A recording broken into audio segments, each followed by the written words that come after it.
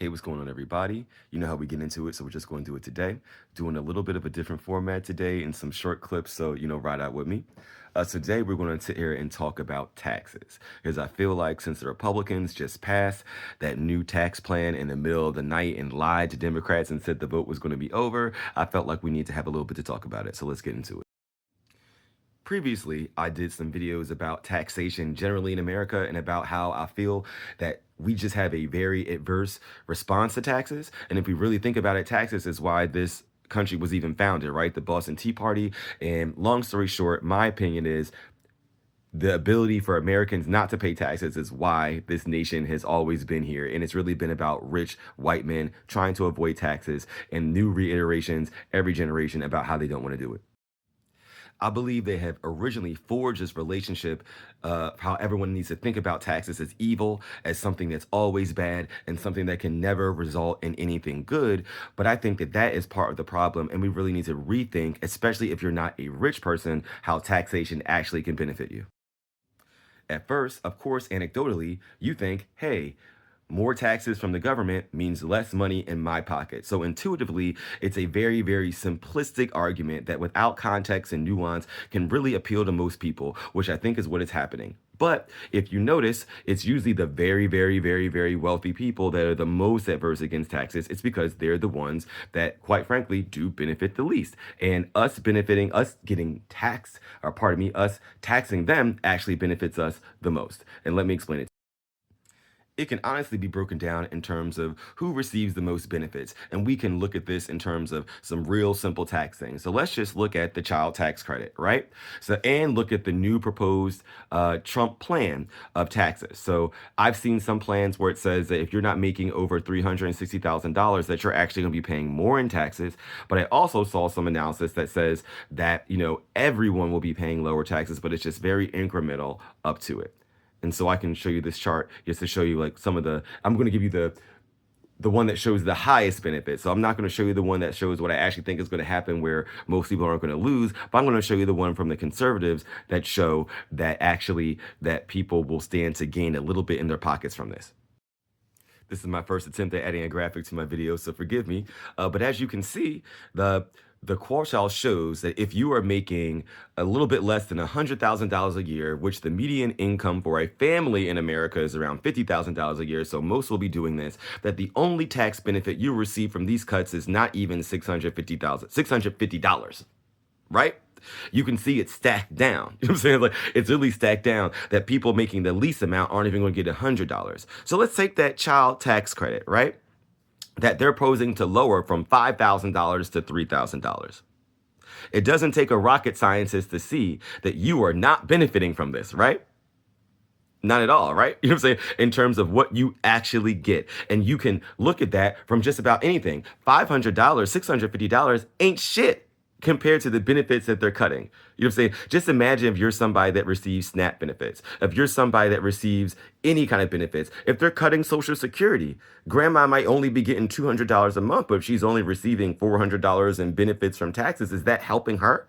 So these tax cuts are actually not helping you in terms of what you get from the government with the taxes that they can bundle for actually group things.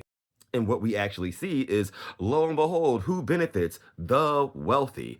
Duh. They're the people that actually subsidize a lot of the things for the poor, as it's supposed to go. If you're a Christian nation too, God forbid that. I was like, but that's what they're trying to do. They're basically saying that the rich subsidize the poor, which is like the whole concept of the system, right? You know what I'm saying? That, that the prosperity of the nation actually helps each other. But what they're doing is saying and they're actually fooling you because taxation in these just two instances help you, but it's in so many other ways that the government actually provides it. Let's talk about medical coverage and anything. The number one reason people go into debt. If you take the subsidy that government pays in medical coverage and for a little tax refund, y'all gonna get it's also about how we think about what taxes are. Like taxes are revenue, right? So let's think about it when you have a budget, right? You have expenses to pay.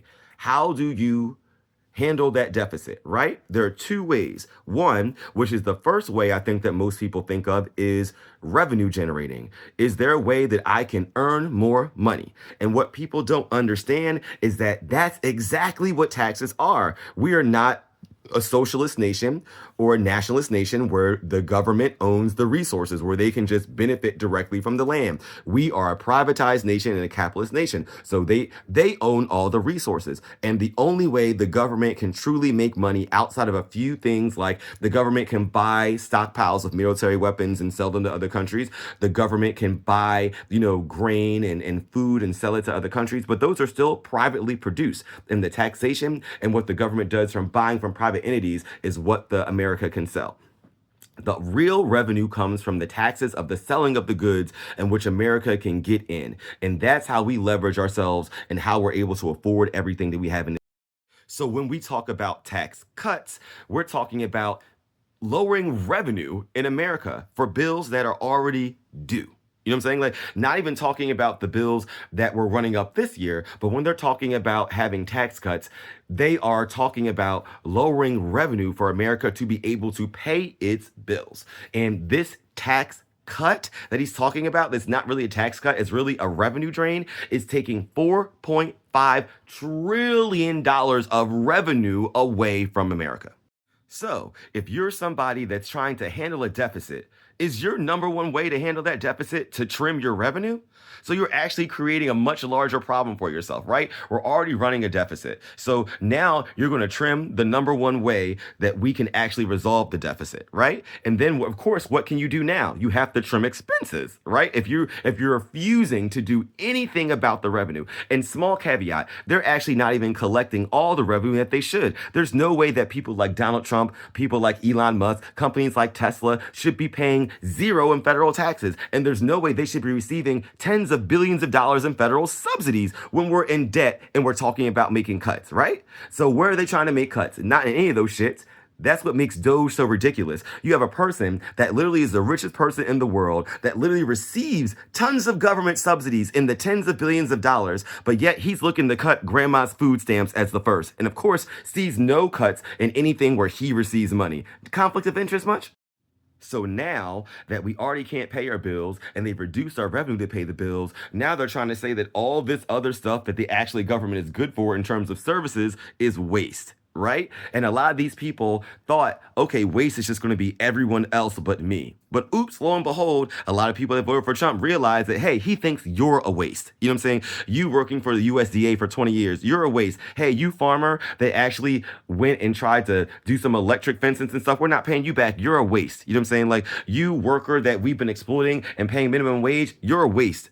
Get it? You veteran that has been receiving benefits that, like depends on the veteran suicide hotline, you're also a waste too, right? But I thought it was just the black people. I thought it was the brown people. I thought it was the abusers. But no, you all are waste.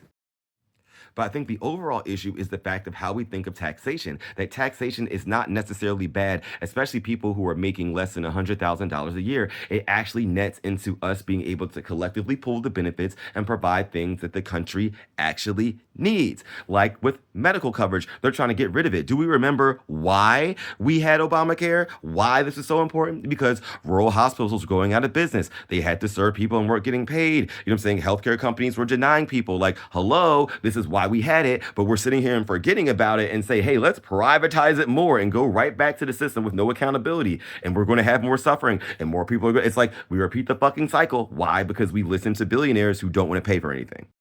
I'm going to channel the meme that it takes a certain level of stupid to think that the most wealthy people in the world are somehow thinking about how they can make life better for all the poor people. You know what I'm saying? Like, did they get their money through helping poor people? Did they get their money through, having fair wages? Have you ever heard of them just saying, hey, we're just going to increase the wages for people because life is hard out here? No, at all. All you hear about them is cutting wages, trying to cut their taxes, trying to move labor to make things cheaper for them as they've risen prices and made record profits and are still getting subsidies, but are not talking about giving any of that shit back. Doesn't that concern you at all? All in all, I'm just saying, look at the data. tax cuts, they may sound good because, like, hey, I'm paying less money out specifically, but if you look into it about what those tax cuts mean for you, they are actually not good. If you are a normal person in this nation making $100,000 or less, it actually will not benefit you, and it will actually put our nation into further debt. We cannot cut enough government in order for them to pay for these rich people's tax cuts. And that's what it's always been at the beginning of the day, for rich white men to figure out ways to not pay taxes or help anyone else out and keep all their shit. Remember what Donald Trump said? That the glory days of America were between 1910 and 1940. Do y'all motherfuckers remember what that was? That was the Great Depression. Until next time.